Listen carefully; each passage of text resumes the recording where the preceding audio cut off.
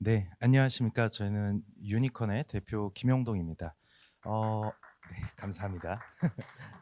네, 어, 일단 앞서 이렇게 좋은 자리 만들어 주시고 그리고 이렇게 키워드로 잘 정리해 주셔서 제 머릿속에 좋은 프롬프팅들이 이렇게 들어와서 아이디어들이 나온 것 같습니다. 그래서 오늘 자리가 생산적이고 이걸 들으시는 분들도 도움이 되실 수 있으면 좋겠습니다. 그래서 일단 간단하게 회사 소개 5분 정도 하고 정책 제안 10분 정도 하는 순으로 진행을 하겠습니다. 저희는 22년에 공동 창업을 한 회사고 훌륭한 형님들과 함께 공동 창업을 했고 지금 무선 통신 칩을 만들고 있는 반도체 팹리스 스타트업이고 아직 작습니다. 지금 이제 50명 정도 됐고 네, 감사합니다. 누적으로 350억 원 정도 투자를 유치하고 이제 막 양산에 들어갔고 이제 주요 어플리케이션은 저희 칩이 들어가는 곳들은 스마트폰이나 노트북이나 로봇 아니면 산업 장비 쪽이 주로 현재까지는 되고 있습니다. 네. 똑같은 내용이라서 넘어가겠습니다. 그래서 저희 22년부터 늘 여태까지 성장해 올 때 이 기술이 샘플이라도 만들어질 수 있겠어? 라는 허들이 있었고 그걸 뛰어넘으면서 시드 투자를 받고 이걸 필요로 하는 데가 있겠어? 라는 거를 POC로 증명을 하면서 그 다음 투자를 받고 이거 생산할 수 있겠어? 등 각각 하나하나의 챌린지들이 있었고 그걸 극복해 오면서 지금 이렇게 양산까지 할 수 있게 됐고 일부 고객사들의 퀄을 진행 중이고 일부는 완료해서 일부는 납품을 시작했습니다. 네, 지금 저희는 한국에 본사가 있고 중국에는 중국 법인 이제 출자해서 만들어진 법인이 있고 샌디에고랑 도쿄에는 오피스가 있습니다.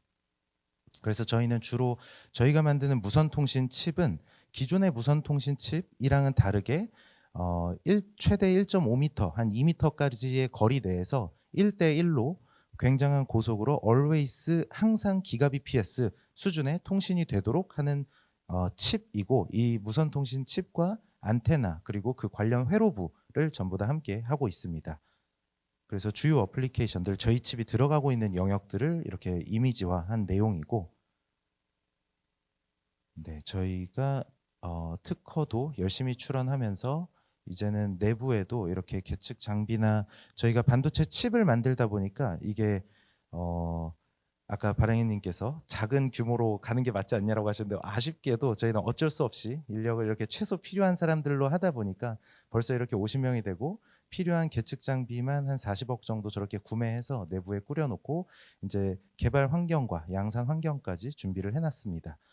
이제 제안을 드리고자 하는 내용 중에 일단 이 내용이 왜 나오게 됐냐면 저희가 여태까지는 어떤 커넥터를 무선화한다, 케이블을 무선화한다. 즉 USB 아니면 이더넷, 기가빗 이더넷, 미피 같이 항상 고속이 돼야 되는 것들은 기존의 무선이었던 와이파이, 4G, 5G, 뭐 블루투스 이런 걸로는 되지가 않습니다. 특별한 통신 방식을 사용하거나 어떤 박스를 써야 되는데 이제 그런 것들을 유선을 무선화할 수 없나라는 이제 고객들의 이제 문제를 해결하기 위해서 이제 저희가 만든 칩들인데 그래서 그러다 보니 주로 케이블을 자주 꽂았다 뺐다 하는 데서 발생하는 문제들이 주로 있는 스마트폰이나 노트북이나 산업 장비 아니면 로봇 팔 같은 곳들이 이제 주요 고객들이었고 그런데 이걸 하다 보니까 이제 해외에서도 이걸 왜 요청하지 하는 말도 안 되는 그런 어플리케이션들을 저희한테 말씀을 주셨고 이제 그런 것 중에 NDA 때문에 모든 걸 얘기를 할 수는 없지만 이거는 우리나라에서도 인프라로서 또는 우리나라 발전을 위해서 물론 이제 저희의 발전이죠. 이걸 위해서 해야 되겠다라고 판단한 부분들을 이제 얘기하려고 합니다. 그 중에는 일단 인공위성 데이터 센터 이제 학습 AI 학습을 우주에서 하는 게 맞다라는 KPI들이 수치적으로 나왔습니다. 이미 계산이 되었고 그래서 구글 그리고 엔비디아가 최근에 인수한 스타클라우드 그리고 스페이스X의 스타링크까지도 이제 인공위성 학습 데이터 센터를 만든다고 하고 있고 거기 간에 통신을 하는 것. 근데 이 부분은 정책 제한 부분은 아니나 이제 저희가 이런 쪽에서도 저희 칩이 쓰인다라는 걸 어필하고 싶었던 거고 그리고 이제 맨 오른쪽에 있는 AI 글라스 이런 AI 장치들에서도 연산을 계속 클라우드에 맡길 수 없다 보니 온 디바이스화 해야 되는데 그것을 이 안경이나 이런 데 전부 다 넣어놓을 수가 없기 때문에 뜨거워지니 그래서 이거를 다른 데다 놓고 가까운 곳에서 무선 통신하는 것 이런 쪽에 이제 요구가 오고 있어서 물론 저런 부분의 특허도 저희가 굉장히 많이 출원을 요즘 집중해서 하고 있지만 일단 이런 부분에 대해서는 기업들이 하면 된다고 생각을 하고 정책 제안을 하고 싶은 건 저기 있는 가운데 부분입니다.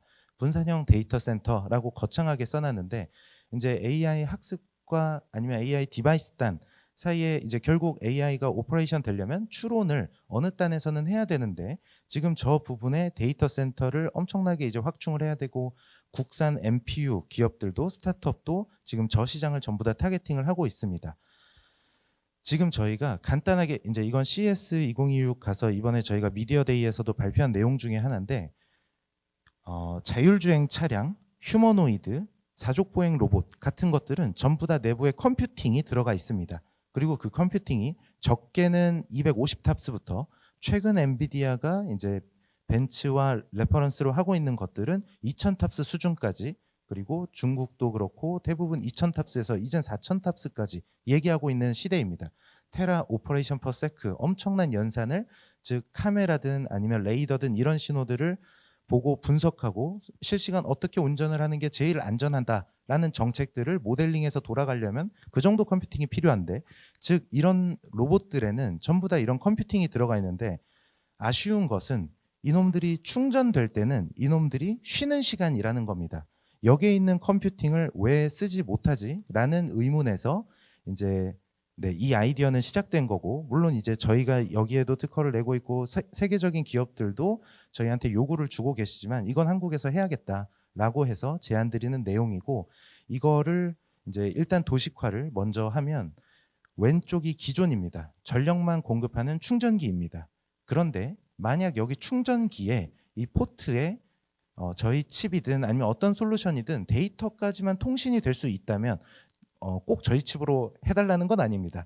통신 칩이 어떤 게든 들어간다면 그러면 차량의 컴퓨팅을 차량이 충전될 때 또는 쉴 때 쓸 수가 있는 겁니다. 이게 저렇게 직접 꽂아도 되고 또는 요즘 트렌드 중에 하나는 차량 밑에 무선 충전으로 이제 킬로와트 수준으로 쏘는 그런 전력 기술들은 다 완성이 돼 있고 이제 데이터를 보내는 기술들이 저희 같은 놈들이 나오기 시작하는데 그래서 이제 이런 차량이 충전될 때 이 컴퓨팅을 그대로 쓴다 또는 통신이 된다의 강점은 여기서 먼저 요약하고 넘어가면 일단 몇 가지가 있는데 첫 번째로는 좌하단을 봐주시면 국가 AI 인프라가 확장됩니다. 차량이 쉴 때, 충전될 때 어느 정도 이 컴퓨팅 타임을 계산을 할 수가 있고 예를 들면 2000탑스다 차량 한 대당이라고 할 때 우리나라 차량이 전체가 현재 2500만 대가 돌아다니고 있는데 그중에 향후 뭐 한 5년이나 10년을 바라봤을 때 10% 정도가 자율주행이 된다라고 한다면 그 탑스 곱하기 250만 대라고 하면 이제 테라를 넘어서 페타를 넘어서 이제 제타라는 단위까지 이렇게 나오게 되는데 이제 이 부분은 다시 뒤에서 말씀드리겠지만 정부에서도 GPU를 5만 장 이제 사온다 H100급 그리고 이 다음은 블랙알급으로 26만 장을 도입해 온다 이제 이런 것들을 말씀하고 계신데 수치적으로만 보면 그 오퍼레이션 퍼 세크의 2배를 훨씬 상회합니다. 물론 이제 자동차는 24시간 돌아가는 게 아니고 충전 중에 어떻게 보면 그 서비스 퀄리티를 생각하면서 운영을 해야 되기 때문에 온전하게 데이터 센터만큼 뽑아낼 수는 없겠으나 일단 오퍼레이션 타임을 생각하거나 또는 데이터 센터가 피크에 있어서 더 이상 데이터 센터를 계속 지을 수 없을 때 이거를 유휴 자원들을 사용할 수 있으면 그런 피크에 굉장히 큰 앰플리튜드가 있는데 이 대역을 다 이제 지원을 할 수가 있게 되고 또 하나 크다고 생각하는 것은 자율주행 고도화입니다. 지금도 자율주행은 이미 뭐 테슬라가 다 장악을 했고 이제 엔비디아가 자기들이 플랫폼과 서비스를 만들어서 제공한다고 하고 있고 이런 상황에서 우리나라 자동차 기업들 또는 그 자동차 기업과 함께 생태계를 하고 있는 우리나라 산업들은 여기서 어떻게 헤쳐나갈 것이냐라고 하면서 저도 기사에서만 봤지만 현대차도 자율주행을 이제 고도화하고 실제 디플로이하기 위한 전략들을 그리고 실제 액션까지 하고 계신데 최근 테슬라 특허에서도 나왔듯이 공개된 특허에서 나왔듯이 카메라가 업데이트되고 카메라 시스템이 올라가면 기존에 학습했던 데이터로 온전히 다음 카메라 모델에 적용을 했을 때 자율주행 성능을 그만큼 뽑아낼 수가 없습니다. 하드웨어가 올라가면 올라간 그 영상으로 다시 한번 학습을 해야 모델 개선이 되고, 예를 들면 터널에서 우리가 빛이 굉장히 이 등급을 나누기 어려운 단계, 채도가 나누기 어려운 단계인데 카메라 성능이 올라가서 이걸 잘 보더라도 결국 모델이 이걸 따라가지 못하면 무의미하다 보니까 앞으로도 자율주행 학습 데이터는 계속 수집돼야 되고 계속 서버로 가서 학습을 해야 되고, 추론 모델도 이제는 지금까지는 버전 몇이라고 해서 일주일에 한 번 또는 2주에 한 번씩 업로드가 됐는데 이제는 조각 개념으로, 트랑슈 개념으로 파편적으로도 업데이트를 할 수 있는 기능까지도 이제 차량 OEM들은 생각을 하고 있습니다. 그래서 이런 부분에서 데이터 통신이 돼야만 어떤 비싼 이동통신을 사용하지 않고, 그리고 또 우리나라는 지하에서 와이파이가 되지도 않습니다. 미국과 다른 환경이다 보니 차량 입장에서는 이 자율주행 학습한 데이터를 촬영한 데이터를 클라우드로 보낼 때까지 방법이 없는 상황입니다. 엄청 비싸거나. 그래서 저희가 이런 인프라를 깔아놓는다면 이렇게 두 가지 큰 기대 효과를 낼 수 있고, 그리고 이제 세 번째는 거의 비슷한 결 내용이라 생략을 하고, 네 번째는 결국 이런 차량의 충전 포트부, 그리고 충전기에 들어가는 충전건, 여기에 들어가는 어떤 데이터 통신부, 무선을 포함해서, 그리고 이것들이 데이터가 마치 그리드 컴퓨팅처럼 통합 운영할 수 있는 이런 운영 시스템들까지를 함께 실증을 하고 개발을 한다면 이것 자체가 엄청난 수출을 할 수 있는 아이템이 된다고 확신합니다. 그래서 PPT는 여기까지 하고 이제 정책 제안의 구체적인 내용들만 발표를 드리겠습니다.